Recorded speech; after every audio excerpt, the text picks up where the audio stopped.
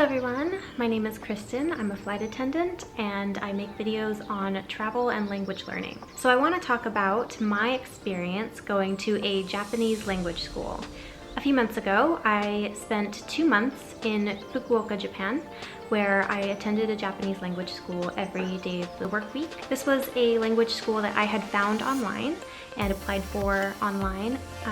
The administration was really good about contacting me and answering any questions that I had. I chose to go to language school because after a long time of studying on my own online, I felt like I needed some sort of a structured learning environment that could help keep me on track and fill in any gaps in my education that I didn't realize that I had. I chose Fukuoka because it is not as big and crazy as Tokyo, and I had been to all of the Kansai region before, so I was thinking that it would be fun to go to a city that I've never been to, and it has really good reputation for being a really nice city to live in. So I think I did choose right for my purposes, and I really did enjoy my experience at this language school. The school arranges housing for you, and I chose to stay in the share house that they have for the students.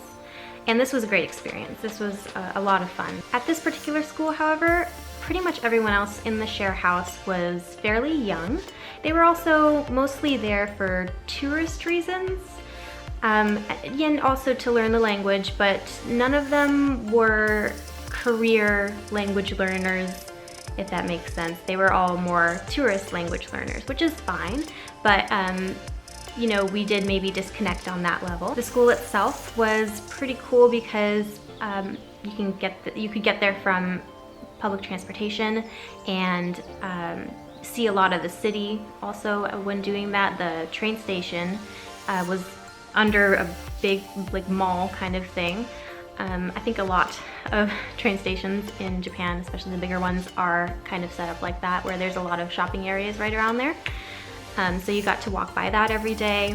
The school was actually pretty small, smaller even than I thought it was, but that was ideal for me. When I first got there, I was with a small group of other students, 2 or 3, and then as time progressed, I was either alone or with one other student. I was there for 2 months, so the cost of everything was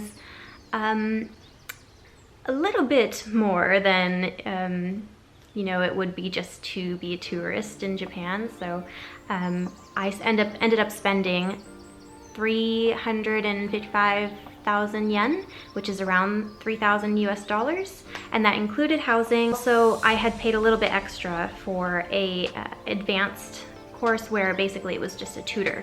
It was about 2 times a week that I would have an hour or 2 with this tutor.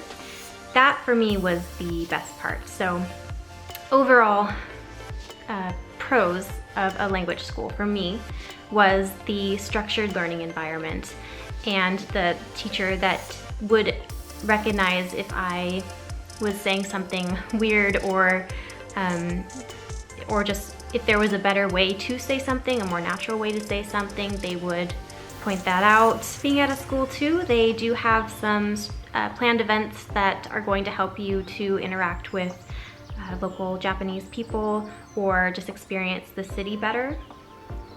This was really helpful for me. They did plan a lot of language exchange events that I attended, and those were always great. It was also great having other people always around you who have similar goals to you and who are working towards the same thing as you. It's very inspiring. The absolute best thing for me though was having that tutor every week to really get into my specific goals.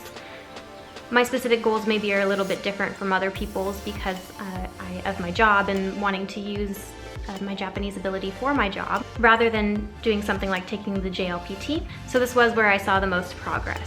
I do think that language school is best for someone who, like the other students, maybe is wanting to do like a language learning tourism thing where you'd like to see the country and learn about the culture, but maybe are not very invested in becoming fluent maybe in that language. I do think it's possible to become fluent using a language school, but it would be quite expensive. Like I said, I spent $3,000 on 2 months there, so not really in everybody's budget. If you're looking for something that will be really structured and will guide you using a teacher, it is great.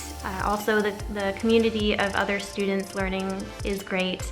The events were great, and mostly having the private tutor was great. There were a few downsides, I think, to doing a language school in a foreign country though, specifically the price. But also, when you choose to do something like this and you go there, you're stuck there, pretty much. You've already spent the money, you have invested, committed your time to spending that amount of time in that country, and you don't always know for sure how it's going to be before you get there. There's only so much you can learn online about how it's going to be.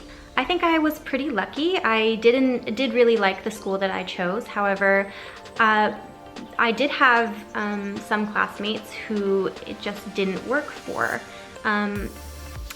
One of them had paid the tuition, and he was committed. He actually spent like 6 months worth of tuition on this school, but after a while, for some reason, either his learning style or the style of the teachers, they just didn't mesh well, and he ended up wasting all of that time and money because it just didn't work for him. So that is, I think, something to be mindful of, because once you make the decision to do this and you buy your plane ticket and you head on over there, there's not really much going back. So I think that person could have made it a little better for himself by being more aggressive about what he wants out of the school. But not everyone's like that. Not everyone's going to want to have to fight to learn the things that they want to learn. So I think that's something to be mindful of. And I think you have to realize too that just like any other school, there are going to be some teachers that are great for you and some teachers that, you just kind of sit there and don't learn a whole bunch from because they're just not the right teacher for you. And that's kind of the problem with these kind of schools as well, because they can't just, this isn't like an online tutoring thing where you can just find a different teacher. That's the teacher that's at the school. Learning out of textbooks too didn't really work for me, because some of the things you learn are either specific to only written Japanese or specific to situations that someone who would never live in Japan isn't going to come across. Some of the example sentences in textbooks as well were just nonsense that you would never say. I think that anyone that's at a lower level of Japanese or any language is probably going to not run into as many problems, because anything you learn is going to be something new, pretty much. The problem that I had was that I had been learning for quite a while, and they were struggling to kind of find where my level was. So that's another thing to think about. I don't regret going. I think that it was a great experience. However, would I go again? No. For me, it was a little too expensive when I compare that to the way I usually study, which is also a paid program, but it's way cheaper. And I do still travel to Japan, and I learn things that way as well. And for me, the times that I've traveled to Japan and learned in more organic ways, just speaking to people, as frustrating as conversation can be sometimes when two people don't understand each other, those are the things that you're going to remember most, because when you're having a conversation with someone and they're trying for the longest time to explain a simple concept to you in their native language, which you are kind of a baby at, then once you do understand what they're trying to say to you, it's like, oh, I understand you, and it's exciting, and you would never forget that moment. So for me, that's always been better than learning from a textbook or from a teacher even. But if you are interested in something like a language school, I don't want to discourage anybody. I think that it was a rewarding experience, especially for having the sort of guided tourism aspect, which is also like a cultural tourism. I think for someone's first time in Japan or in another country, I think that that's ideal. I kind of wish that that had been my first experience in Japan. My first experience wasn't all that great. I'll share that story another time, but I do think most of the people that I was studying with, it was their first time there, and they learned a lot and they had an amazing experience. So I think it really just depends on the person, and if you're really thinking about this, though, I think that everyone should know all the pros and cons and hear from other people's experiences.